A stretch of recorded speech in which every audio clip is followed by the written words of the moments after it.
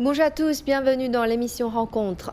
Durant les vacances de la fête du printemps de cette année, un peu partout en Chine, le marché de la consommation a apporté un vent chaud à l'économie. Certains secteurs comme le tourisme culturel et le cinéma ont connu un véritable boom. De la popularité de Harbin en début d'année à l'explosion de la consommation durant la fête du printemps, l'économie chinoise démarre l'année 2024 en trombe. Au cours de cette nouvelle année, quelles seront les grandes tendances du développement économique en Chine? Quels seront les nouveaux moteurs de la croissance économique chinoise? Aujourd'hui, nous avons le plaisir de recevoir deux invités par visioconférence. Monsieur Ding Yifan, chercheur principal à l'Institut Taihe, et Monsieur Meparek Boukapa, ingénieur algérien. Bonjour. Bonjour. Bonjour. Bonjour. Pendant la fête du printemps de l'année du dragon, le marché de consommation en Chine a enregistré d'excellents résultats. Là, je voudrais citer quelques chiffres importants. Les recettes du box-office ont dépassé les 8 milliards de yuan, plus de 474 millions de voyages intérieurs ont été enregistrés et plus de 630 milliards de yuan ont été dépensés. Le chiffre d'affaires quotidien des secteurs liés à la consommation a augmenté de 52,3% sur un an. Monsieur Ting, comment analysez-vous ce phénomène et notamment les grandes tendances sur le marché de la consommation durant la fête du printemps cette année? On dirait une revanche de la consommation sur la pandémie, car le public chinois n'a pas bougé depuis 34 ans. Et puis, cette fois-ci, on se sent complètement libéralisé. Donc, il y a un rebond du voyage, surtout si on regarde le nombre de voyages individuels. En fait, il y a à peu près ça veut dire qu'il y a à peu près plus de 4 milliards de voyages. Ça veut dire que si on met la population entière de Chine et divisée par tête d'habitant, il faut dire que tout le monde a voyagé 2 ou 3 fois. Donc c'est beaucoup. C'est beaucoup. Parce qu'en fait, il n'y a pas tellement de monde qui a vraiment voyagé, mais cela veut dire que les voyageurs qui ont pris le loisir de voyager pendant les vacances de la fête du printemps, ils ont beaucoup voyagé. Ils ont pris toutes sortes de moyens, des instruments de voyage, avions, trains, ou toutes sortes de voitures, etc. Donc, il y a beaucoup, beaucoup de voyages. Et si on regarde aussi le nombre de spectateurs au cinéma, ça aussi, ça a dépassé le record historique. Cela veut dire que les gens commencent à fréquenter le lieu public. Parce que pendant la pandémie, le lieu public a été complètement vidé. Et tandis que maintenant, on commence à revenir sur les théâtres, sur les cinémas. Les magasins sont aussi bougés de monde, sont bourrés de monde. Et c'est vrai que la fête du printemps est l'une des plus grandes fêtes traditionnelles en Chine. Monsieur Boukapa, comment analysez-vous ce boom de la consommation et comment expliquez-vous la vitalité de l'économie chinoise à travers ce boom de la consommation? En fait, c'est très particulier à la Chine. Ça se trouve nulle part au monde. Que en 20 jours, il y ait autant de voyages, autant de visites, etc. En tout cas, c'est un indicateur. C'est un indicateur de la santé économique et de la santé sociale d'un pays. Quand un pays, durant des fêtes, a autant d'activités, cela veut dire qu'ils se sentent bien, il y a un certain confort social et économique, sinon ça se ferait pas. Donc c'est un excellent indicateur de la santé économique et sociale du pays. Quand on parle de l'économie chinoise, il est aussi important de citer un autre chiffre important. L'année dernière, le PIB de la Chine a augmenté de 5,2%. Monsieur Ting, comment évaluez-vous ce résultat?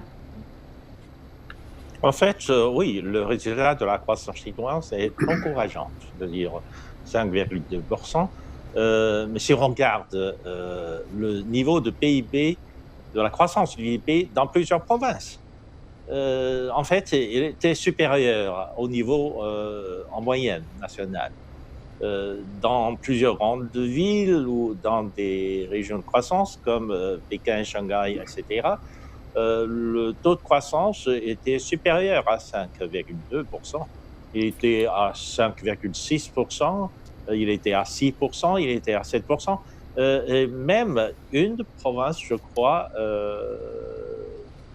Gansu ou quelques provinces, a eu un taux de croissance supérieur à 10%, à deux chiffres.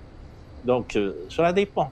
Mais en tout cas, il y a un retour de la croissance dans l'économie chinoise, ce qui est remarquable parce que en 2023, la Chine a contribué à peu près à un tiers de la croissance mondiale. Le 5,2% de la croissance chinoise représente un tiers de la croissance mondiale, ce qui est beaucoup, énorme à l'échelle internationale. Mais en Chine, il y a tout de même une espèce d'angoisse de la croissance, car en dépit de ce niveau accéléré de la croissance, beaucoup de secteurs n'ont pas bénéficié de ce rebond. Il y a une espèce de dualité dans l'économie chinoise. Cette dualité se traduit par un essor des secteurs technologiques, des secteurs par exemple, de l'énergie renouvelable, de la production des véhicules électriques, etc. Dans tous ces domaines-là, l'essor est remarquable. Le développement, le taux de la croissance était beaucoup supérieur à cela. Mais dans d'autres secteurs traditionnels, tels que le tourisme, par exemple, le tourisme vient de prendre son essor, mais pendant très très longtemps, le tourisme a été... Donc, pour cela, les entreprises qui sont situées dans des secteurs traditionnels, comme l'exportation, par exemple, ou comme le service de tourisme, etc., ils ont beaucoup souffert. Ils ont beaucoup souffert pendant cette pandémie. Commencent à reprendre leur développement normalement, mais pendant ces années d'inactivité, donc leur endettement a été aggravé. Donc, ces entreprises sont dans un processus je dirais, de paiement de dettes. Lorsque vous êtes pressé de payer les dettes, etc., sans avoir beaucoup de revenus, etc., bien sûr, ceci exerce une pression énorme. Comme on dit en anglais, c'est le processus de deleveraging, donc de désendettement. Désendettement implique moins d'investissement, moins de consommation. Donc, dans ces secteurs-là, les gens ne se sentent pas très à l'aise. Donc, c'est ça. Il y a un aspect duel de l'économie chinoise. Voilà. Monsieur Boukapa, vous êtes témoin du développement économique depuis 2000. D'après vous, comment la Chine est-elle parvenue à atteindre un tel chiffre de croissance dans le contexte actuel de ralentissement économique mondial? Et quels sont les principaux facteurs qui ont contribué à cette croissance? La Chine doit son développement au dynamisme d'abord de son peuple, de son savoir-faire et de son histoire. De tout temps, les Chinois sont des gens très travailleurs, qui sont très industrieux, qui sont habiles de leurs mains et maintenant ils évoluent largement vers la technologie de pointe, vers la science. Mais il y a 20 ans de ça, la Chine, et c'est ce que m'avait dit un ami chinois, il m'a dit que non, pendant 20 ans, on a mis tous nos efforts sur la formation professionnelle. On ne s'était pas trop occupé de très haut niveau. On a misé sur la formation professionnelle pour avoir des travailleurs de qualité dans tous les domaines. On a formé des millions de maçons, des millions de soudeurs, des millions de plombiers, parce que c'est ça, en fait, la base d'une économie. Si vous n'avez pas cette base-là d'une main-d'œuvre qualifiée, à ce moment, et en deuxième phase, bon, la Chine est passée à la Au formation stade de formation des ingénieurs. des Oui. ingénieurs et au-delà. Mais Oui. pendant 20 ans, c'était la priorité, c'était Oui. la formation professionnelle. Et c'est Oui. comme ça qu'aujourd'hui, on trouve des chantiers chinois dans le monde entier et aussi en Chine. C'est-à-dire que les Chinois sont en train de construire la Chine et de construire une grande partie du monde. Ils ont cette capacité, cette force de frappe professionnelle qui leur permet aujourd'hui, bien entendu, parce qu'ils sont aussi nombreux, un milliard 400 millions maintenant. presque voilà, 400 millions. Ouais. Mais c'est cette bonne gouvernance qui leur a permis, en s'orientant d'abord vers la formation professionnelle et ensuite vers les spécialités de plus en plus pointues et scientifiques. Maintenant, la Chine est numéro 1 en termes de publications scientifiques. Avant, c'était les États-Unis, et maintenant, depuis quelques années, c'est la Chine qui... Oui. C'est la Chine qui publie le plus dans le domaine scientifique. Et mieux que ça, moi, je lis régulièrement les publications scientifiques dans tous les domaines, par curiosité personnelle. Et je constate que quand sur 100 publications scientifiques américaines, il y en a au moins une quinzaine qui sont faites par des Chinois américains. Oui. La même chose en Europe. Ils publient en France, mais c'est un Chinois.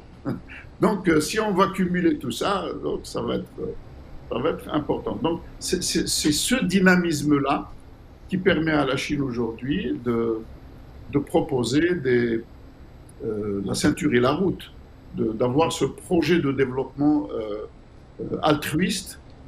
Bien entendu, il est de l'intérêt de la Chine également de le faire, Oui. mais n'empêche qu'il est altruiste parce que c'est du gagnant-gagnant. Et on le voit en Afrique, on voit tout de suite le résultat. C'est comme je disais la dernière fois. Avant, c'était la route de la soie. Aujourd'hui, c'est la route de la lumière. Oui. Il y a des cartes de luminosité nocturne des pays. Par exemple, en Europe, la nuit, c'est très, très éclairé. Il y a quelques années, une grande partie de l'Afrique, il n'y avait pas du tout d'éclairage Oui. la nuit. L'image satellite était complètement sombre. Mais de plus en plus, et on voit quand on suit ce parcours de la lumière, on voit qu'il y a des entreprises chinoises qui sont en train de développer des choses comme au Rwanda, comme en Éthiopie, comme au Kenya, etc. Les accès, les routes, les ports et tout ça. Donc je dis que toute cette activité-là, ce dynamisme-là a profité à la Chine, est en train aujourd'hui de profiter également au reste du monde, notamment en ayant pu abaisser les prix des objets dans la technologie, dans l'informatique, dans la téléphonie mobile. Aujourd'hui, 100% des téléphones, des smartphones sont fabriqués en Chine, même quand ils sont d'une marque autre que chinoise. Donc, c'est tout à la base, il y a une bonne gouvernance, c'est sûr. Il y a un dynamisme populaire, c'est également sûr. Et c'est ça le mérite de la Chine, à mon avis. En septembre 2023, le président Xi Jinping a proposé pour la première fois le concept de nouvelle force productive lors d'une tournée d'inspection dans la province du Heilongjiang. Et récemment, les rapports de travail des gouvernements provinciaux ont insisté sur la nécessité de développer de nouvelles forces productives en 2024. Monsieur Ding, comment faut-il comprendre ce concept de nouvelles forces productives ? Oui. Les nouvelles forces productrices ou productives est en relation avec le développement de nouvelles technologies, en particulier la technologie d'intelligence artificielle. La technologie liée au développement de l'intelligence artificielle se progresse très rapidement partout dans le monde, etc. On est toujours surpris par exemple, le progrès que les entreprises américaines réalisent. dans le domaine OpenAI, ou tout dernièrement le développement de Sora, etc., etc. Mais ce sont souvent des technologies liées à la vie quotidienne de la masse populaire, alors qu'en Chine, on développe aussi dans ce domaine-là. Si on regarde, M. Bokapa justement a mentionné l'augmentation du nombre de brevets. Dans le domaine de l'intelligence artificielle, le nombre de brevets déposés par la Chine dépasse celui des États-Unis, en fait. Mais la plupart du temps, la Chine insiste sur le développement de l'intelligence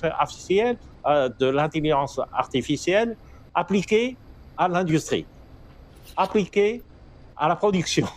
C'est-à-dire, ce sont les nouvelles forces productrices dans ce domaine-là. Il y a, regardez Huawei. Huawei a beaucoup investi dans le développement de l'intelligence artificielle. Mais ces technologies de l'intelligence artificielle servent à rendre les machines très habiles, intelligentes, etc., etc. Les machines sont rendues très intelligentes. De cela veut dire que dans l'avenir, la production industrielle va continuer à progresser. Les machines vont devenir tellement intelligentes que finalement, il y aura de plus en plus ce qu'on appelle des ateliers noirs, c'est-à-dire des ateliers qui n'ont même pas d'être illuminés, qui travaillent même dans le noir, parce que ce sont des robots, ce sont des machines intelligentes, etc., etc. Et ça, c'est en train de se développer très rapidement en Chine. Et Monsieur Bokapa, vous êtes un expert dans le domaine technologique et scientifique. Quel est votre point de vue sur le développement technologique en Chine? Il est très rapide, il est très productif. Et on le voit également dans la vie publique. Par exemple, en Chine, les gens n'ont plus d'argent dans la poche, tout est dans leur téléphone, par exemple. Le commerce électronique est de plus en plus pratiqué par tout le monde et d'une simplicité, d'une facilité déconcertante. Donc, il y a aussi la qualité. Il y a quelques années, un peu dans tous les pays du monde, quand on va dans un magasin pour acheter un outil, un objet, il nous dit ça c'est chinois et ça c'est original. C'est-à-dire le chinois c'est pas bon. Mais aujourd'hui le chinois est excellent. Et surtout dans le domaine de la voiture électrique, on voit aujourd'hui que la Chine elle est numéro 1 mondial. Et c'est surtout aussi, comme vient de le dire M. Ding, grâce à l'intelligence artificielle qui a permis de raccourcir les processus de conception et de fabrication à l'extrême. Dans le temps, pour produire une voiture, on avait besoin de minimum de 5 ans entre les études, les prototypes, les tests et la mise sur le marché. Time to market, on dit ça, le time to market. Aujourd'hui, grâce à l'intelligence artificielle, il est devenu extrêmement court, à tel point que je me perds, quand je suis en Chine, je me perds dans le nombre de marques d'automobiles chinoises. C'est incroyable. Dans tous les pays du monde, il y a au maximum 7 à 8 marques de voitures, que ce soit électrique ou à combustion interne. Mais aujourd'hui en Chine, la dernière fois, j'ai essayé de compter. Je suis arrivé à 60 et quelques et je me suis perdu dans le compte. Et d'une qualité impeccable. Il n'y a rien à dire sur la qualité. Donc ça, je pense que c'est le côté invisible de l'intelligence artificielle qui a permis de réduire ce time to market, le temps d'un produit pour arriver sur le marché, d'une vitesse extraordinaire. Il y a aussi un certain nombre de domaines où la Chine est pratiquement en situation de monopole. Donc, parce qu'elle s'est investie très rapidement dans ces domaines-là. Par exemple, dans les terres rares, par exemple, dans les batteries lithium. En fait, aujourd'hui, une voiture électrique, c'est d'abord une grosse batterie. Le reste, c'est facile à faire. Le plus difficile, c'est la batterie. Or, la Chine, aujourd'hui, elle produit plus de 80% des batteries dans le monde, des batteries au lithium, donc, qui sont utiles aujourd'hui. Et surtout qu'elle s'est investie dans la batterie lithium-fer-phosphate, LFP. Au début, les gens n'y croyaient pas, donc ils se sont lancés dans des batteries au cobalt, dans des batteries associées à cela. Mais maintenant, il s'est avéré que c'est la batterie la plus fiable, la moins dangereuse et la moins coûteuse également. Donc c'était un choix dès le départ. Aujourd'hui, on a une dizaine de compagnies en Chine qui fabriquent ce type de batterie qui est à la base du développement technologique. Sans cette batterie-là, on n'aurait pas pu faire ce qu'on est en train de faire dans le domaine de la voiture électrique, dans le domaine de la mobilité, etc. Dans le domaine du spatial également. On voit que maintenant, la Chine s'est orientée vers le domaine spatial et c'est un sans faute. C'est un parcours sans faute. Tous les jours, il y a à tel point que c'est devenu même un marché économiquement rentable de lancer de produire des satellites et de lancer des satellites. D'ailleurs, nous avons un certain nombre de projets en commun avec la Chine pour les satellites de télédiffusion, etc. Donc, cette technologie-là, qui était beaucoup plus orientée sur un plan militaire, aujourd'hui, elle est rentrée dans le civil et c'est devenu comment dire, un marché économique également. Donc, l'alimentation, par exemple, aujourd'hui, la Chine, il y a quelques années, disons, on va dire une vingtaine d'années, une trentaine d'années, les Chinois ne mangeaient pas à leur faim.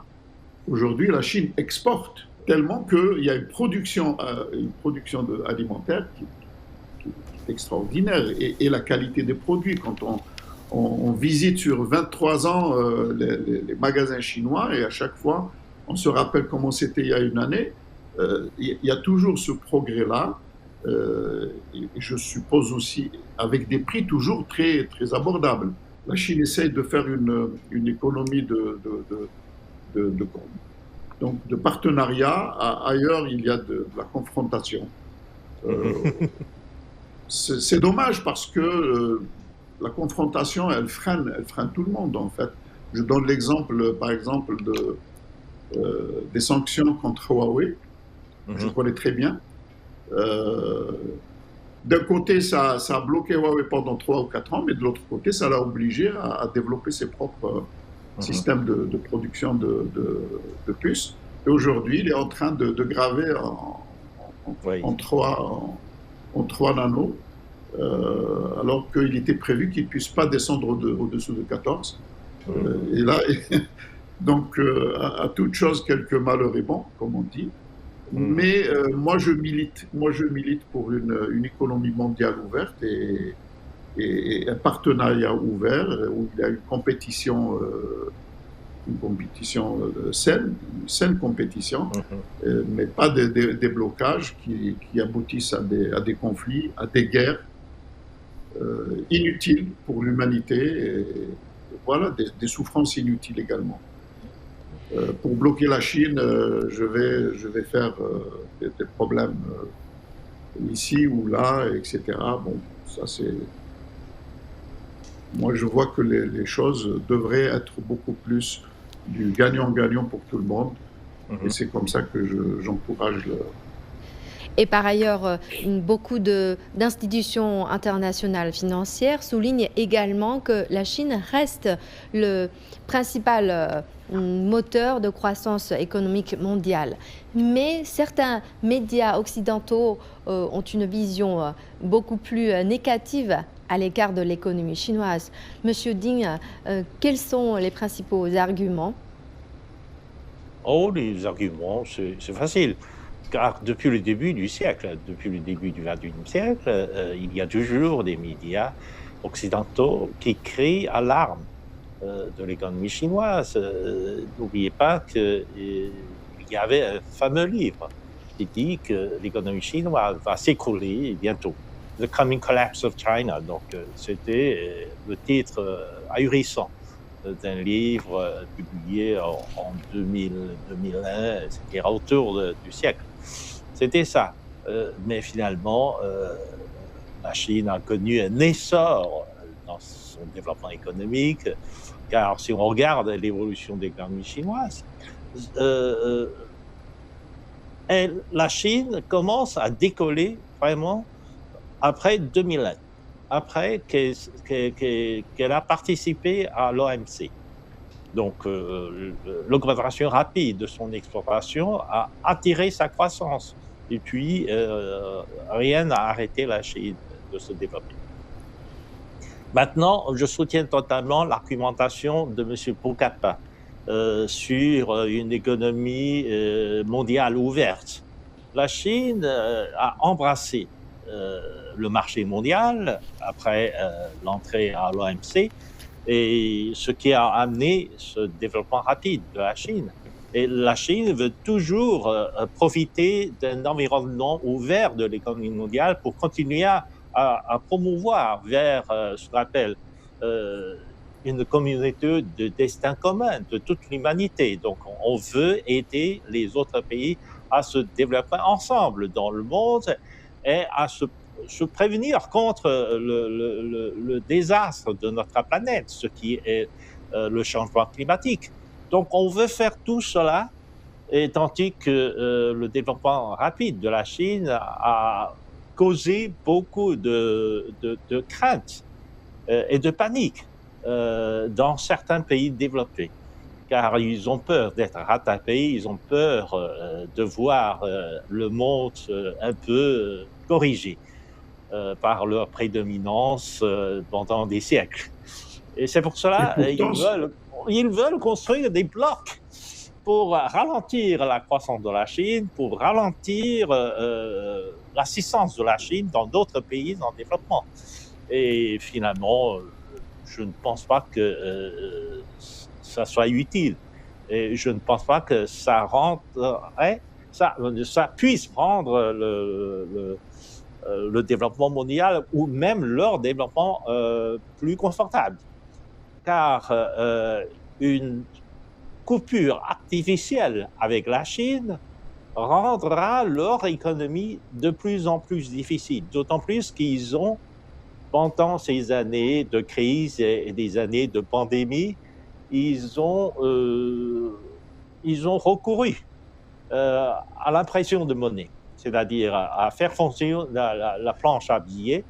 Ils ont imprimé tellement de billets dans le monde que si aujourd'hui ils n'ont pas des partenaires économiques comme la Chine pour fournir plus de nombre de produits industriels bon marché, eh bien, ça va alourdir la pression inflationniste dans leur pays. Il suffit de regarder le taux d'inflation en Europe, aux États-Unis, etc., pour s'en rendre compte. Et voilà, l'assistance de la Chine est obligatoire pour l'économie mondiale. Tandis que la critique des médias occidentaux à l'égard de la Chine traduit une part ce sentiment de jalousie vis-à-vis de la Chine. Puis il y a aussi un aspect de la propagande, car ils vont construire un mur entre la Chine et le reste du monde, surtout entre la Chine et le monde occidental. Je vous remercie, M. Bokapa et M. Ding, d'avoir participé à cette émission. Merci à vous. Voilà, c'est la fin de cette émission Rencontre. Merci de nous avoir suivis. À la prochaine.